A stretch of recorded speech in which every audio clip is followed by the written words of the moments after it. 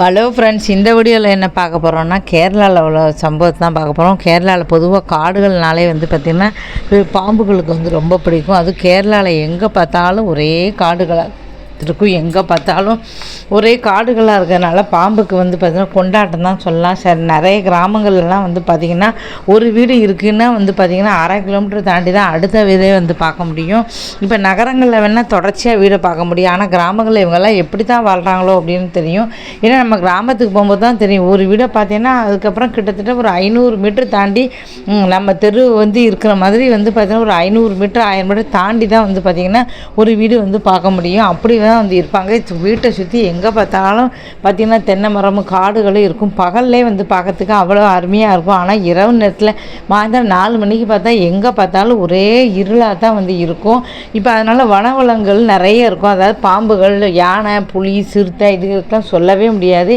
எந்த நேரத்துலையும் வந்துடும். சில கிராமங்களில் பகலில் கூட பயம் அப்படின்னு சொல்கிறாங்க. அப்படி இருக்கும்போது பார்த்திங்கன்னா குளிர்ச்சியானது பார்த்திங்கன்னா குளிர்ச்சி தான் பாம்புக்கு பிடிக்கும். அப்படின்னால பார்த்திங்கன்னா ஒளிஞ்சிக்கிறதுக்கு நிறைய இடம் வேணும். பாம்புகளை பொறுத்தவரை ஒளிஞ்சிக்கிறதுக்கு நிறைய இடம் வேணும். அப்படிங்கிறனால கேரளாவில் தாராளமாக கிடைக்குது. அப்படின்னால காடுகளில் அதனுடைய ஆதிக்கம் அதிகமாக இருக்குது. இப்போ தமிழ்நாட்டிலையும் நிறைய இடங்கள்லாம் காடுகள் எங்கே இருக்கோ அங்கே இருக்கும். இருந்தாலும் கேரளாவில் அதிகமாக இருக்கிறதுனால நல்ல பாம்பு, நாகப்பாம்பு, எல்லா வகையான பாம்பு கட்டுவரியும். அந்த பாம்புகள்னால என்ன பயம் அப்படின்னா, இப்போ வீடுகள் இருக்கிற இடத்துல வெளியில் பிள்ளைகள் வரும். இல்லை நம்மளும் வேலைக்காக பெரியவங்களும் வெளில வரும்போது என்னாச்சுன்னா நம்மளை தீண்டுறதுனால என்னாச்சு அப்படின்னா அது நம்ம விஷம் பாஞ்சு உடனடியாக இறந்து போகிறாங்க. இப்போ இந்த ஒரே வாரத்தில் கிட்டத்தட்ட ஒரு வாரத்தில் 50 பேரை கடிச்சிருக்கு. ஏன்னா வெயில் அதிகமாக ஆயிடுச்சு. அப்படின்னால அந்த வெயில் பாம்புக்கு சுத்தமாக பிடிக்காது. குளிர்ச்சியை தான் விரும்பும். அதனால் வீடுகளை நோக்கி எல்லாமே படையெடுத்து வருது. ஏன்னா வீடுகளுக்குள்ளே நிறைய சாமான்கள் இருக்கும், ஒளிஞ்சிக்கலாம், நல்லா குளிர்ச்சியாக இருக்கும் அப்படின்னு சொல்லிட்டு காட்டை விட்டு பார்த்திங்கன்னா எல்லாம் வருது. அந்த நேரத்தில் மக்கள் வெளியில் வரும்போது குறுக்க வரும்போது அது பயந்து போய் கடிச்சது. யாரையும் அது வேணும்னு தின்றதில்லை. இருந்தாலும் அது வரும்போது ஏதோ சத்தம் கேட்டு ஐயோ நம்ம தான் தாக்க வரோம் அப்படின்னு நினச்சி வைத்து அதுதான் அந்த பாம்புனாலே படையே நடக்கும்னு சொல்லுவாங்க. இப்போ பார்த்தீங்கன்னா ஒரு வீடியோ பார்த்தேன். அதில் கூட பார்த்தீங்கன்னா அங்கே ஏதோ சொல்லி கொடுத்துக்கிட்டு இருக்காங்க மிலிட்ரிக்கு. அப்போ திடீர்னு இடையில அப்படியே எல்லாரும் ஓடிடுறாங்க. இந்த மாதிரி பாம்புகள் இல்லாத இடமே இல்லை அப்படின்னே சொல்லலாம். ஏன்னா எல்லா இடமும் அதனோட ஆதிக்கம் தான் இருக்குது. கிராமங்களில் அது ஆதிக்கம் இருக்குது. அதுவும் கேரளாவில் நிறைய இருக்கிறதுனால கேரள மக்கள்லாம் சாயந்தரத்துக்கு மேலே இரவு நேரத்தில் வெளியில் வராதிங்க அப்படின்னு சொல்லியிருக்காங்க, அலர்ட் பண்ணியிருக்காங்க. ஏன்னா பாம்புகள் இந்த ஒரே வாரத்தில் கிட்டத்தட்ட 50 பேர் அந்த பாம்பு கடிச்சிருக்கு. இதனால் கிட்டத்தட்ட 5 பேர் இறந்தும் போயிருக்காங்க. குழந்தைங்க, பெரியவங்க, வயசானவங்க இப்படி வெளியில் வந்தாங்க அப்படின்னா பார்த்தீங்கன்னா அவங்கள கடிச்சதுக்கப்புறம் ஆஸ்பத்திரிக்கு போய் வருது ரொம்ப ரொம்ப கஷ்டமான வேலை. அதுவும் அங்கெல்லாம் அந்த ராத்திரி நேரத்தில் கடிச்சிச்சு அப்படின்னா ரொம்ப கஷ்டம். அதனால் சாயந்தரத்துக்கு மேலே யாரும் வெளியில் வராதிங்க அப்படின்னு சொல்கிறாங்க. அது மட்டும் இல்லாமல் ஜன்னல்களெல்லாம் மூடி வச்சுக்கோங்க. அதுமாரி மடைகள் சொல்லுவோம். இப்போ எல்லாம் முன்னாலலாம் மடை திறந்துருக்கும். இப்போ நம்ம அடைச்சி தான் வச்சுருப்போம். அதனால் அங்கே நாலு அதெல்லாம் சின்ன சின்னதாக போடும்போது இருக்கும். டாய்லெட், வெஸ்டர்ன் டாய்லெட்டுக்குள்ளே கூட வரும். அதை கூட இரவு நேரத்தில் மூடி வச்சுக்கலாம். ஒரு தடவை ப்ரெஸ் பண்ணிவிட்டு நீங்கள் ஏதாவது இருக்கான்னு ப்ரெஸ் பண்ணிவிட்டு அப்புறம் போங்க. இப்படி நிறைய பாதுகாப்பு முன்னெச்சரிக்கை நடையெல்லாம் சொல்லியிருக்காங்க. அதனால் கேரள மக்கள் யாரும் பார்த்தோன்னா ஈவினிங்க்கு மேலே வெளியில் வர வேண்டாம் அப்படின்னு சொல்லியிருக்காங்க. ஏன்னா இரவு நேரத்தில் எப்போவுமே அங்கே வரமாட்டாங்க. சாயந்தரம் 5 மணிக்கு மேலே வெளியில் வரமாட்டாங்க. ஏன்னா வனவிலங்குகள் இருட்ட ஆரம்பித்தோடனே வந்துடும். அது யானை, புலி, சிறுத்தை எல்லாம் அதிகமாக இருக்கிறனால வந்துடும்.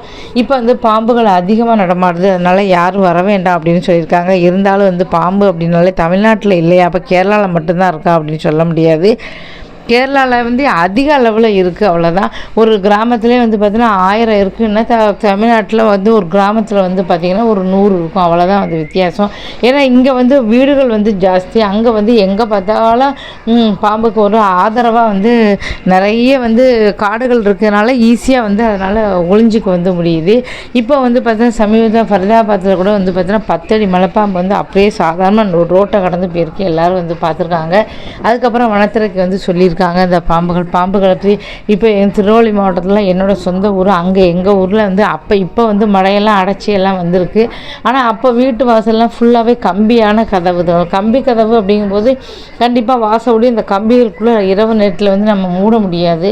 இப்போ பார்த்தீங்கன்னா ஃபுல்லாகவே சுவர் வச்சு கட்டிடுறாங்க. சுவர் வச்சு கட்டும்போது என்னாச்சு, சுவர் வச்சு கட்டும்போது 2 ஜன்னல் மட்டும் வச்சாங்க. அப்போ ராத்திரி நேரத்தில் என்ன பண்ணுவீங்க, ஜன்னலை மூடிடுங்க. அப்போ உள்ளே வர முடியாது. இப்போ நாளைய குட்டி குட்டியாக நாளையை போட்டுறாங்க. நாங்கள் வர முடியாது. அப்போ எங்களுக்கெலாம் அப்படி கிடையாது, ஃபுல்லாகவே கம்பி கதவு. அப்போ அந்த கம்பிகள் கதவு கூட நிறைய இடத்துல ஒரு தடவை வந்து பார்த்தீங்கன்னா படுக்கிற இடத்துக்கிட்ட தான் கிரைண்டரை வந்து வச்சுருந்தோம்.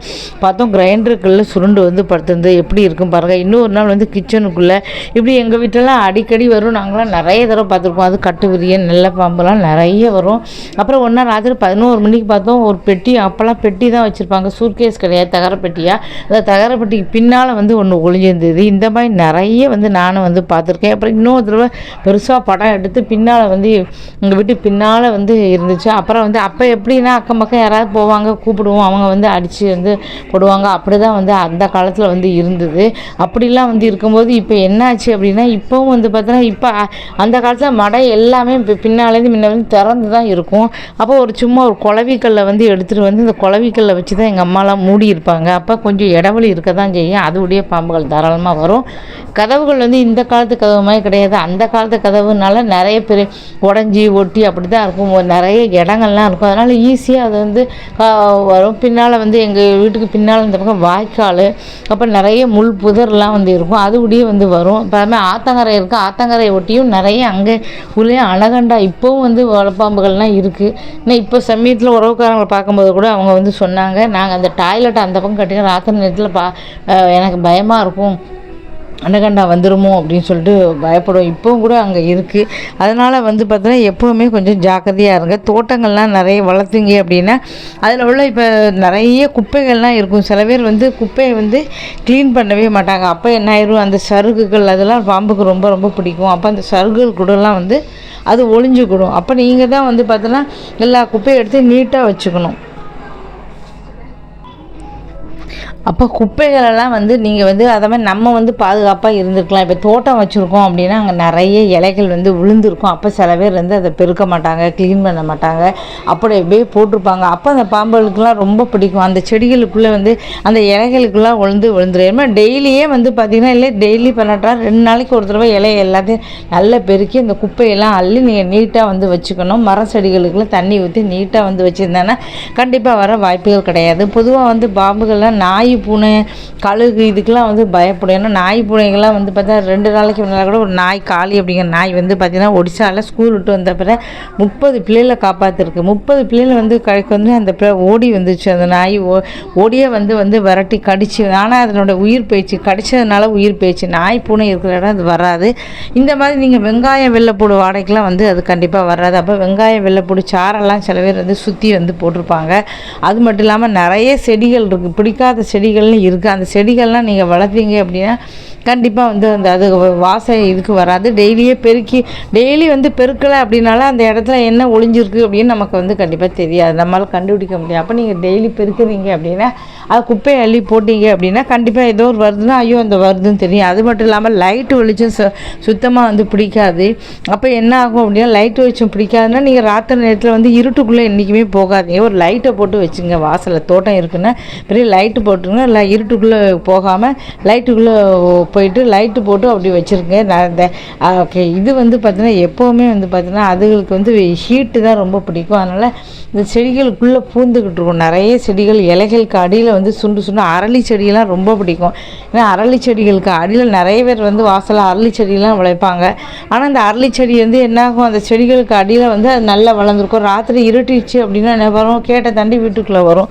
ஸோ இந்த அரளி செடிகள்லாம் அதுக்கு ரொம்ப ரொம்ப பிடிச்ச வந்து செடி. அதுக்குள்ளெல்லாம் வந்து அது வந்து ஒளிஞ்சிருக்கும். அப்போ நம்ம பூ பறிக்க போகும்போது என்னாகும், ராத்திரியில் இருட்டுக்குள்ளே நீங்கள் வந்து சரி காலையில் நேரம் இல்லை இப்போ நம்ம போகும்போது ராத்திரி நீங்கள் எது சாயந்தரத்துக்கு மேலே போனீங்க அப்படின்னா காலில் வந்து கொட்டிடும். அப்போ ஜாக்கிரதையாக இது இருக்கணும்.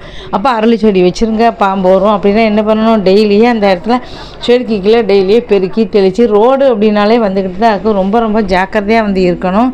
இது மட்டும் இல்லாமல் நிறைய இருக்குது. குழந்தைகளெல்லாம் வந்து வெளியில் விடும்போது ரொம்ப ரொம்ப ஜாக்கிரதையாக அந்த விடுங்க. நமக்கு என்னென்னு இருக்காங்க வாசப்படில் உட்காந்து குழந்தைகள் எங்கே போகுது என்ன எல்லாம் பொறுப்பாக வந்து பார்த்துக்குங்க.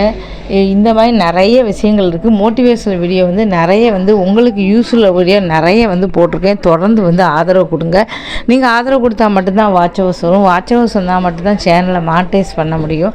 அதனால் தொடர்ந்து நிறைய வீடியோக்கள் என் வாழ்க்கையில் அனுபவம் என்ன நிறைய வந்து போட்டிருக்கேன். தொடர்ந்து வந்து ஆதரவு நீங்கள் கொடுக்கணும். கொடுத்தா மட்டும்தான் வந்து பார்த்திங்கன்னா இப்போ வந்து அதனால் பாம்புகள்கிட்டேருந்து எப்போவுமே தூர விலகி இருக்கணும் அப்படி இருங்க. ரொம்ப ஜாக்கிரதையாக வந்து இருங்க. எதுவாக இருந்தாலும் சரி பயப்படாமல் தைரியமாக இருங்க. அதனால் கேரளா மக்கள் மட்டும் கிடையாது, தமிழ்நாடு மக்களையும் நிறைய கிராமங்களில் வருது அப்படின்னால எப்போவுமே மூடி வச்சிங்கன்னா பிரச்சனை கிடையாது. வாசலில் வந்து சாயந்தரம் 4-5 மணிக்கு மேலே காட்டுப்பகுதியில் இருக்கீங்க அப்படின்னா 4 மணி 5 மணிக்கு மேலே வந்து பார்த்தா எங்கள் வீடு வந்து காட்டுப்பகுதியே கிடையாது, பின்னால் வீடு. ஆனால் என்ன பின்னால் கொஞ்சம் தள்ளி வாய்க்கால் இருக்குது. ஃபுல்லாக வந்து வாய்க்காலுங்கும்போது அதில் ஏராளமான வந்து தண்ணி இருக்கும். தண்ணிக்கிட்ட வந்து நிறைய செடிகள் இருக்கும். அதனால் அது வந்து வீட்டுக்குள்ளே வந்து வந்துடுது. வேறு ஒன்றும் கிடையாது. சமீபத்தில் கூட வீடு பார்க்கலான்னு பார்த்தேன். அந்த வீடு வந்து பார்த்தீங்கன்னா ஃபுல்லாகவே முள்ளுக்காடாக இருந்தது. பின்னால் வாய்க்கால், அப்புறம் இந்த வீடே எனக்கு வேண்டாம் அப்படின்னு சொல்லிட்டேன்.